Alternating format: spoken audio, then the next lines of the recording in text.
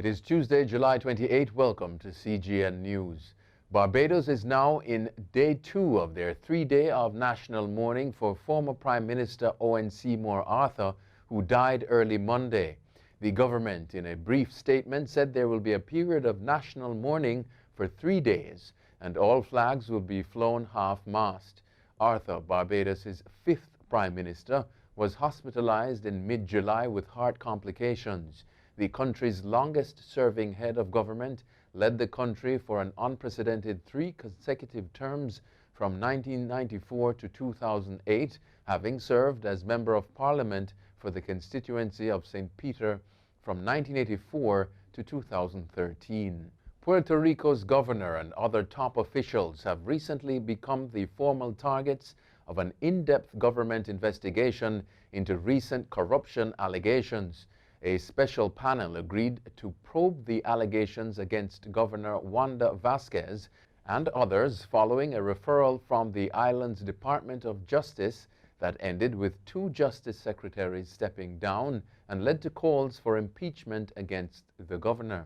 The decision marks the first time in recent history that the panel is investigating a sitting governor in the United States territory.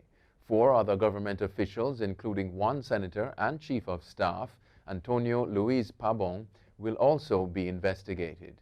The Jamaica Teachers Association president, Owen Speed, is unhappy with a statement made by Prime Minister Andrew Holness as he classified some schools as daycare centers. Speed, who described the comment as irresponsible, challenged Holness to provide data to support the comment made last week while speaking at the launch of the Education Transformation Commission, and if not, he should issue a retraction. Holness also stated that while some may take offense to the comment, the truth was that there is no education taking place at some institutions. The PTA president argued that teachers can do so much and no more when faced with a situation in which perhaps 1 in 4 students has a learning deficiency. Sandals Resorts International will operate its first beaches resorts in St Vincent, having acquired the former 5-star Bucament Bay Spa Resort. The new acquisition will make it number 8 in the Caribbean and newest destination for the Jamaican chain. Sandals Resorts International acquired the facility, which has been closed since 2016 as a result of a failed development, and will completely transform the resort as part of its award-winning family-friendly Beaches brand in Jamaica and Turks and Caicos, said a press release from the hotel chain.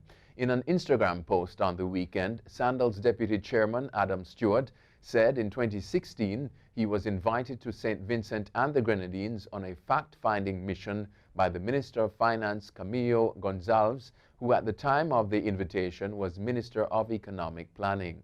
Overseas now, nearly 3 billion animals were killed or displaced during Australia's devastating bushfires of the past year, scientists say. The findings meant it was one of the worst wildlife disasters in modern history, said the Worldwide Fund for Nature, the WWF, which commissioned the report. Mega blazes swept across every Australian state last summer, scorching bush and killing at least 33 people. During the peak of the crisis in January, scientists had estimated that 1.25 billion animals had been killed in New South Wales and Victoria alone, according to a BBC report. Professor Chris Dickman, who oversaw the project by 10 scientists from Australian universities, said the chances of animals escaping the blazes and surviving were probably not that great due to a lack of food and shelter. Zimbabwe's ruling African National Union Patriotic Front, ZANU-PF, has called the U.S. ambassador to the country a thug and accused him of funding the opposition ahead of this week's planned anti-government protests. Patrick Chinamasa, a spokesman for ZANU-PF, told reporters on Monday that Ambassador Brian Nichols was involved in subversive activities to topple President Emerson Mnangagwa's government. Diplomats should not behave like thugs, and Brian Nichols is a thug, he said. According to Al Jazeera News, the U.S. Embassy in Harare did not immediately respond to Chinamasa's comments. Political tensions are rising fast in the southern African nation after activists called for demonstrations on July 31 against government corruption, which they blame for deepening the worst economic crisis in more than a decade.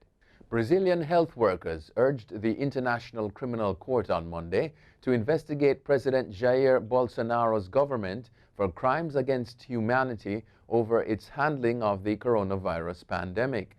A dossier of evidence was handed to the Hague-based court by a group of unions that claim to represent more than 1 million healthcare staff in Brazil, which has the world's highest virus death count after the United States. The ICC, which was set up in 2002 to achieve justice for the world's worst crimes, including war crimes, crimes against humanity, and genocide, has no obligation to consider such complaints.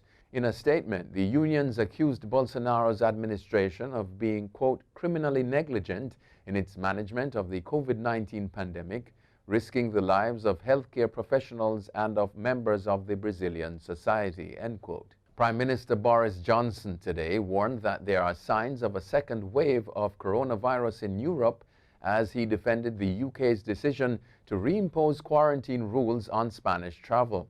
Britain's decision to drop Spain from its safe travel list has sparked a diplomatic war between Madrid and London.